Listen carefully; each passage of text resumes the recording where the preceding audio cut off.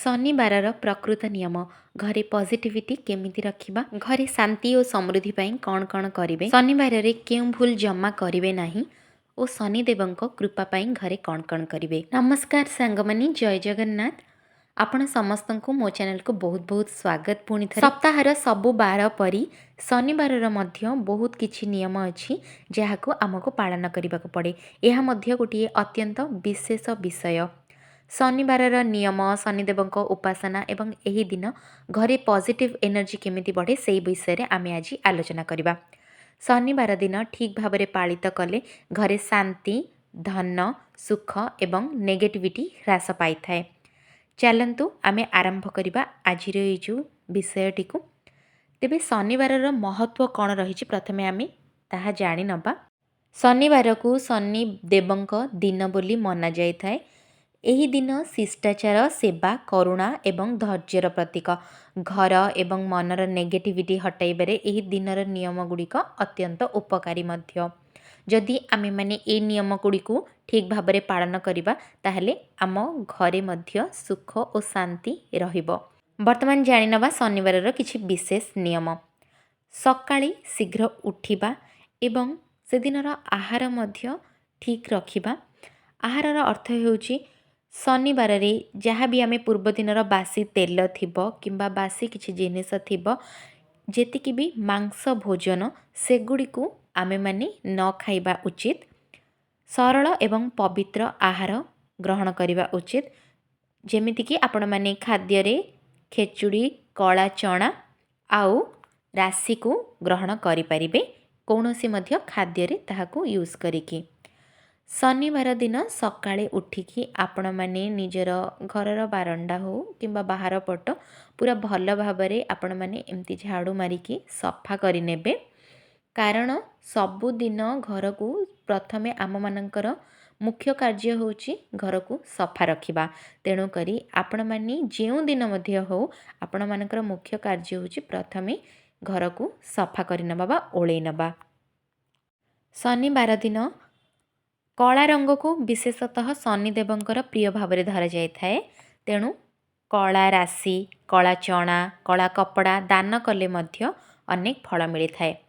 शनिवार दिन आपण माने सकाळु उठिकी घर को जेतेबेले ओळेई सारिबे सेतेबेले भल भाव में पोछि नेबे।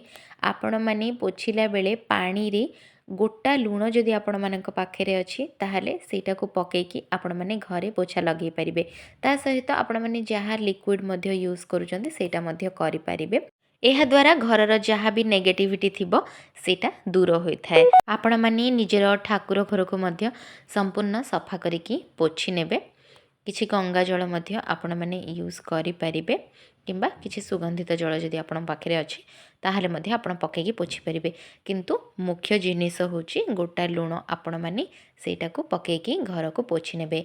घरर समस्त एरुंडी बंध बा दुआर बंध को मध्य आपण माने पोछि नेबे।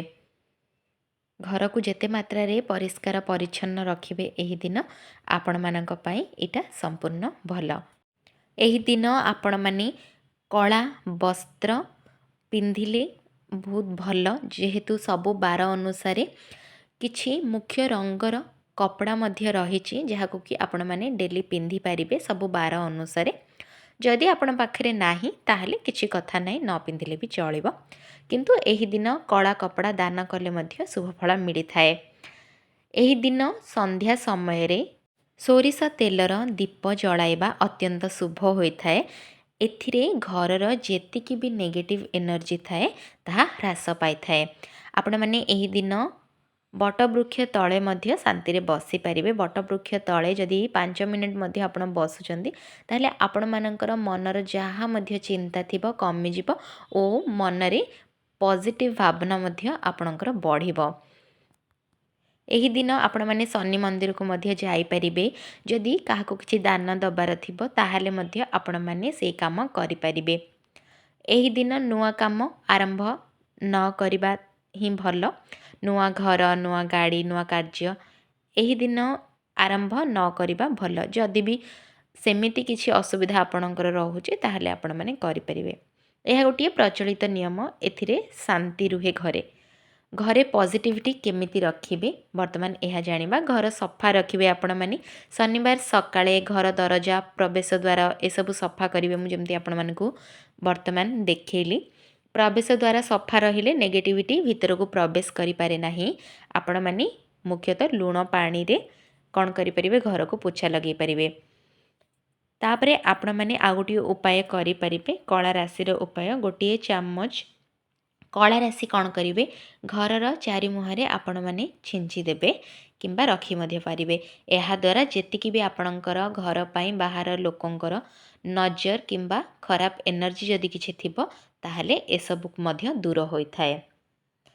संध्या बेले आपण माने आपणक ठाकुर घरे सोरिष तेलर दीप जलाइबा द्वारा घरे शांति और घरर पॉजिटिविटी मध्य बढ़ी थाए। आपण माने एही दिन शनि चालीसार पाठ मध्य करि परिबे। शनि चालीसा बा शनि मंत्र जोटा दीप जलांतु ओम सम शनिश्चराय नमः एही मंत्र जप कले मध्य आपणक मन को शांति मिलिबो।